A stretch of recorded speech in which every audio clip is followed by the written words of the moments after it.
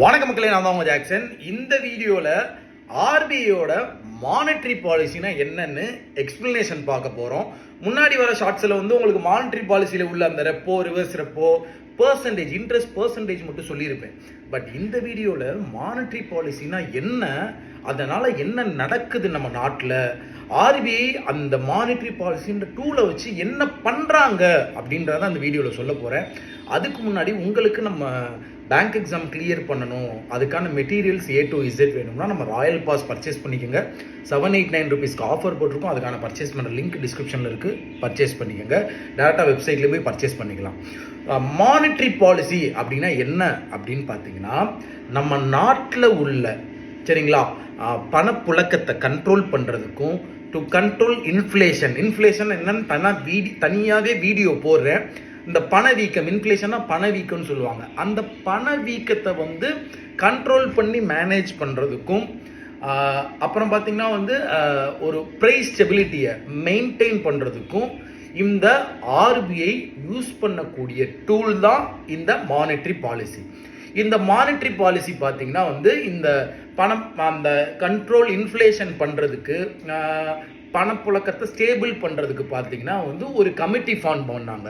அதுதான் என்னன்னு சொல்லுவாங்கன்னா மானிட்டரி பாலிசி கமிட்டி அப்படின்னு சொல்லுவாங்க. இதில் பார்த்தீங்கன்னா 6 மெம்பர்ஸ் இருப்பாங்க. 3 பேர் கவர்மெண்ட் ஆஃப் இந்தியாவை சேர்ந்தவங்க இருப்பாங்க. 3 பேர் பார்த்தீங்கன்னா ஆர்பிஐ டெபுட்டி கவர்னர்ஸே இருப்பாங்க. சரிங்களா? ஸோ இந்த பணப்புழக்கத்தை கண்ட்ரோல் பண்ணுறதுக்காக ஒரு டூல் கொண்டு வந்தாங்க. அதில் தான் மானிட்டரி பாலிசிலாம் இருந்துச்சு. சரி, அதுதான் மானிட்டரி பாலிசி. அந்த மானிட்டரி பாலிசி கீழே தான் பார்த்தீங்கன்னா repo rate, reverse repo rate, bank rate, MSF, CRR, SLR இது எல்லாமே வருது. ஸோ இதுக்கான இன்ட்ரெஸ்ட் ரேட் தான் உங்களுக்கு சொல்லியிருந்தேன். ஸோ இது எக்ஸாம்லேயும் கேட்பாங்க, உங்களுக்கு பார்த்தீங்கன்னா இன்டர்வியூஸ்லேயும் கேட்பாங்க. ஸோ மொட்டையாக கேட்குறாங்க, மானிட்டரி பாலிசினா என்ன அப்படின்னு கேட்குறாங்கன்னா, சார் நம்ம நாட்டில் உள்ள இன்ஃப்ளேஷனை கண்ட்ரோல் பண்ணுறதுக்கு, பணப்புழக்கத்தை ஸ்டேபிளாக மெயின்டைன் பண்ணுறதுக்கும் தான் இந்த மானிட்டரி பாலிசி இன்ஸ்ட்ருமெண்ட் யூஸ் பண்ணுறாங்க சார். சரியா?